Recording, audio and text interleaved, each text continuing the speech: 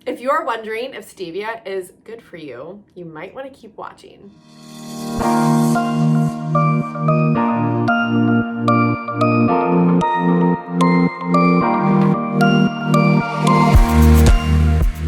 Hey you guys! Alright, so stevia is a natural sweetener. It is not an artificial sweetener, and it's very common, it's very popular, especially for people who are wanting to do low sugar, no sugar, diabetic, always looking for alternative sugars, substitutes, right?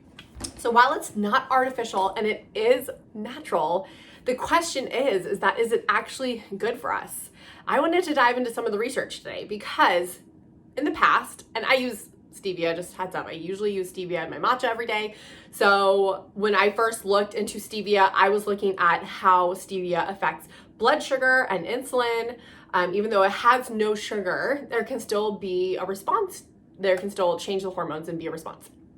So everything was kind of good there. I never found anything that was really concerning with using stevia and blood sugar balance. Kind of left it at that. I liked it in my matcha.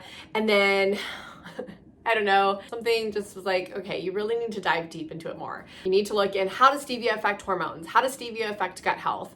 Because these are things that we help women in our practice. And again, it's just, I need to know it. So, well, I dove into the research and I may be breaking up with stevia. It's still pretty inconclusive, but there's some research that isn't very promising for hormones and gut. So let's go into it.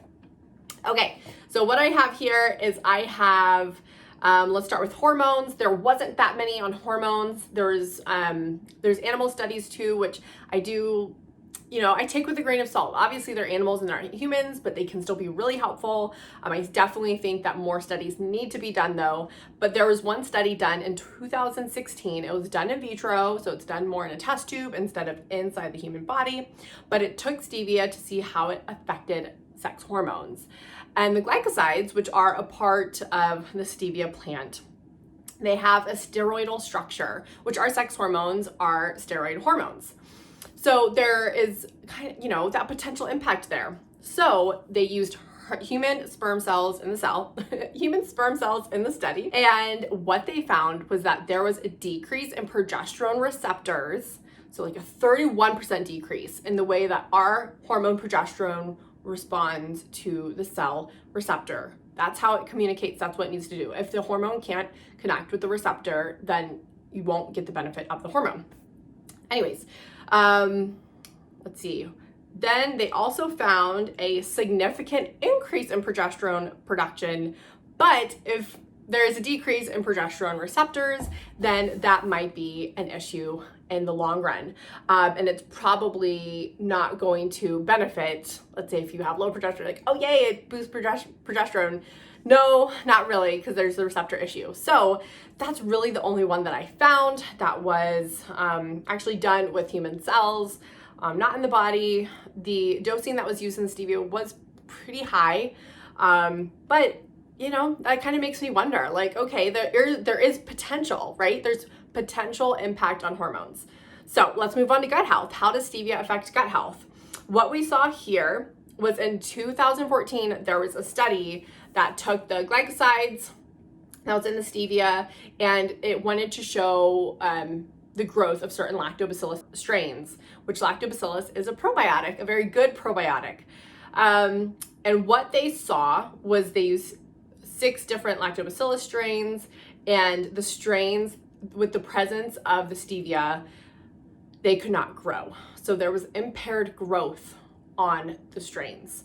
There wasn't technically any killing off of your probiotics, which is good, but there, in this case, again, more so in a test tube, strains were not able to grow in the presence of stevia.